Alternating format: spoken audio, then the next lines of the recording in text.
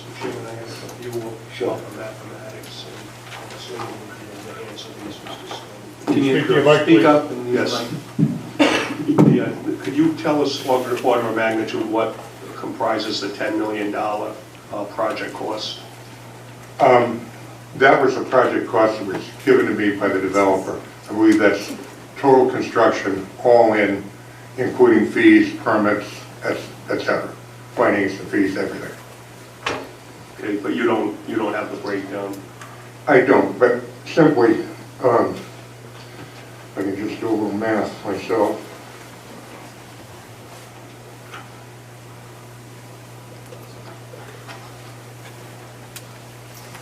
When you figure in the structured parking, how many spaces do we have, 49?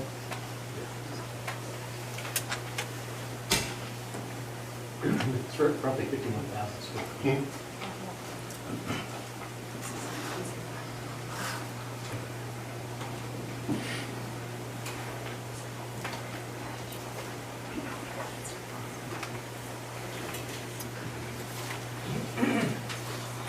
You're looking at about construction costs of about $325 a foot, all in, including fees, etc. $325 per unit? Yeah, $325 per foot, per square foot. Is that reasonable for a 1,000 square foot building?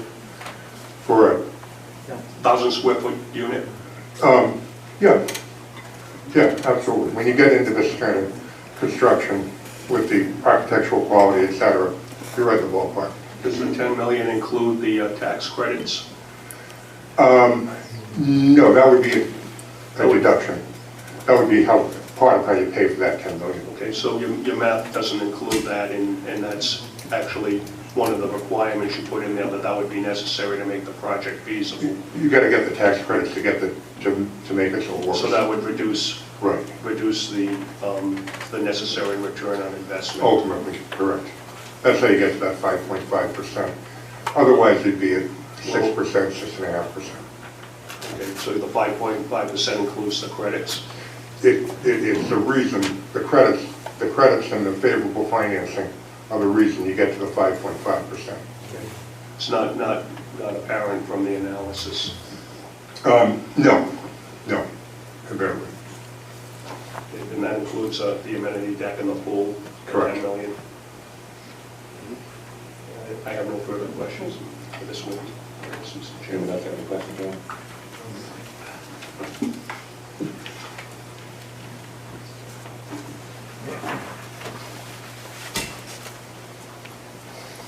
Apologize to the board, I took up my progress, starting That's okay. to sweat through it.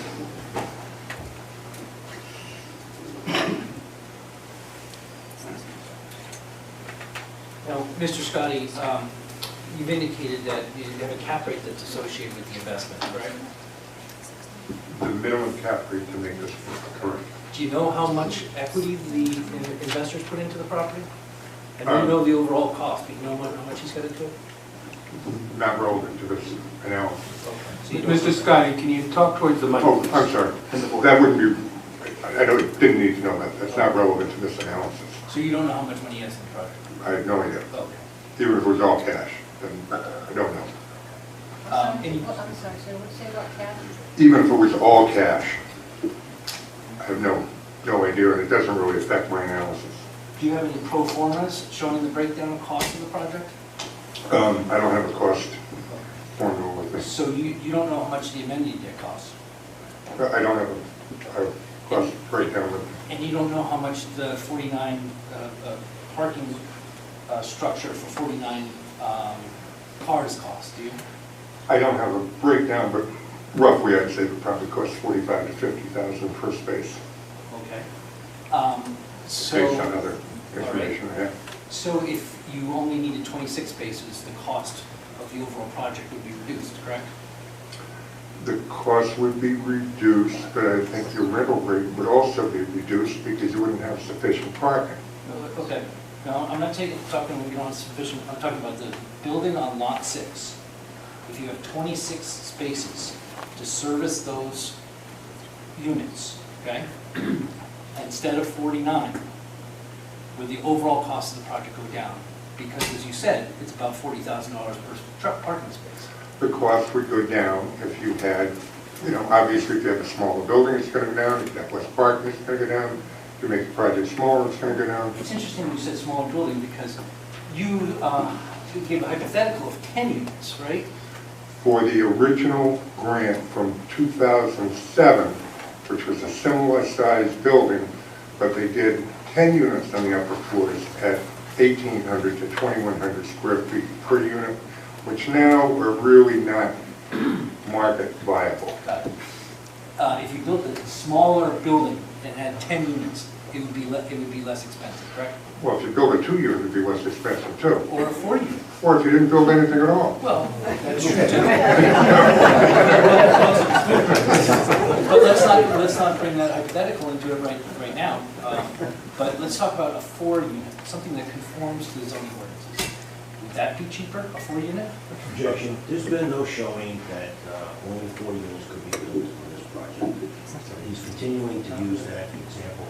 There's no evidence in the record to that effect. That's what the planning report says. As a matter of fact, you get 4, maybe 5 units. That's where those questions are coming from. I think the board's allowed to hear if he's got any support for why a 4 and 5 unit building can't be built. The question of building a 4 to 5 unit building, Mr. Belvedere, really is very simply, it's not the highest and best use of that lot. This is a prime lot in really the heart of Bristol, and you want to put a 4-unit, why don't you just, you know, Well, pull a trailer up? I guess I can think of one reason for a 4 or 5 unit I building. said, why don't you just pull a trailer up? It actually complies with the zoning ordinances. That would be one reason. That's why we're here. So what you're saying is the 4 or 5 units is not the highest and best use. That's why you're Correct. recommending 20. So you're not saying 4 or 5 units wouldn't be profitable. You're saying it would not be as profitable as a 20-unit.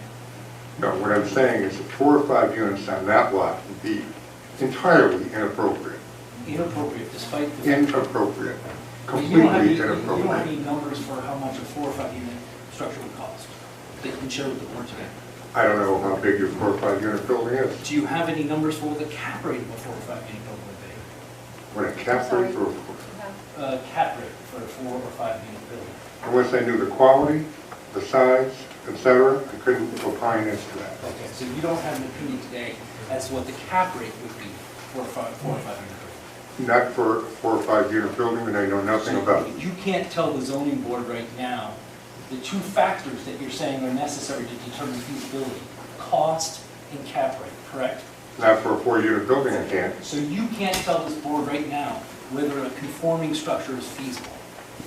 I can tell you that a 4 or 5 unit building would not be the highest and best use of this site. That wasn't, of course, you would know, because I know you. You know that wasn't my question. I know that. You answered a different question. I answered a question that you're really trying to get the answer No, for. I asked my very specific question.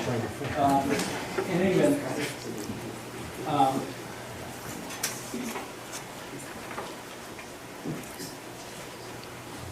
so,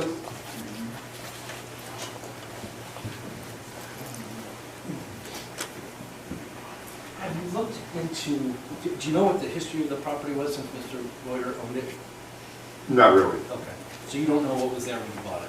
I don't. Okay. Do you know who built the parking structure that's there now? I do not. Do you know if an amenity deck is required as part of this structure? It's a nice amenity for a 20-unit building. That's an answer to another question, but I had a very specific question. And I'd like if you could answer it. And if you can't, just tell me.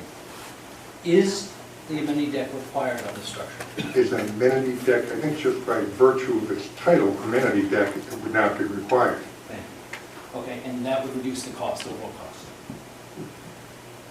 I imagine to some degree. Okay, but you don't know what degree? I can tell you that not to the degree that will make this project feasible without it. Not sure I understand that answer, but anyway, it would be cheaper without the amenity deck. You can't tell us that the amenity deck is required, and you don't know the cost of the amenity deck. Is that fair? All summary? correct. Okay. So then again, you can't tell the zoning board the 2 factors, or at least one of the factors, that you would have to determine whether a structure without an amenity deck is feasible, correct? Because you don't know the cost. Correct, but I can't imagine the cost of an I don't want amenity you deck. to, I don't want you to imagine. Well, You give us based on very- my you give us experience, very- Mr. McGilvray. Okay. You give us very specific. Gentlemen, can we just have questions and answers? I know you're having a spirited dialogue, but let's keep it to one at a time so we can do it. And Mr. McGilvray, again, we don't follow the strict rules of evidence, and you can lead on across, Yep. but could you kind of keep it to one question at a time? Sure, Okay. I'll try to do it, thank you. Did I get the answer? Pardon me? Do I get the answer? Yes, but I don't know, let him rephrase the question, Let me since I don't rephrase know the where we question are. and then try to answer that question, okay? I'll try. Okay, so you don't have the number, strike that, let's put it this way. You gave us two numbers that determine feasibility, cap rate and overall cost, right? No, That's a yes or no answer. No. wrong. Well, okay, so those aren't the two numbers the board should be looking at? There are more than two numbers. Okay. But you had a $10 million project, and you gave us a cap rate, and you said what the rate of return had to be in order to satisfy that $10 million Correct. cost, I right? also need to know the rental rate and So, the expense ratio. so without the, but you need to know all those things, correct? Need all those Okay. things. Correct. My only point is, you don't know how much the project cost without the amendment yet. If you did, you would have given it to the zoning board, I assume. Didn't occur to me that that would be a question, frankly, Mr. Gilbert. I can't imagine that the amenity deck is going to have a cost sufficient to change the overall value of this project. Do you know how much expensive it is to put a swimming pool on a fourth story? How much it's going to be? It's a $10 million project. Well, that's my point, Mr. Scotty, it doesn't need to be a $10 million project. You actually would be strike that last statement. Testimony from counsel. Mr. Kelly, your objection is noted. Again, we don't follow the strict rules. It's noted for the record. There's really not much point in striking it at this point. Mr. Scotty, were you asked to look into zoning and what was required for this building? I looked at what the underlying zoning was, but I didn't really go into the zoning requirements particularly. And you weren't asked to look at a 4-unit building or a 5-unit building, right? It would be inappropriate for this site. No, it was not. And why do you feel it's inappropriate? Because it's a prime corner in downtown Bristol, that a 4 or 5 unit building, I mean, why bother? Now, in terms of the amenity deck that Mr. McGilvray had an issue about, what is the benefit to the building and the residents to do that type of amenity? That's how you get rents of $2.50 to $3 a square foot per month. And those rents, et cetera, help finance the cost of construction and pay for the financing. They make it feasible. Thank you. Just a quick follow-up on that. Mr. Scotty, the amenity deck is not only for the building on lot 6, it's also for the building on lot 3, correct? I imagine so. Okay. Is lot 3, any of the income from lot 3 supporting that amenity deck?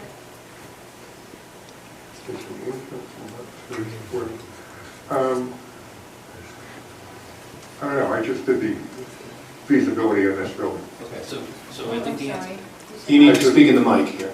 I just did the feasibility of this building, I didn't consider the aspects of the rest of Belvedere. Although lot 3 and the condominiums there and rental units have the benefit of this amenity deck, only the rents on lot 6 will support its cost. Well, they do support its cost. Okay. That's true. There's no income, you're not accounting for any income coming from lot 3. I did not. Oh, thank you. Well. Anything else? Have no more questions? Thank you.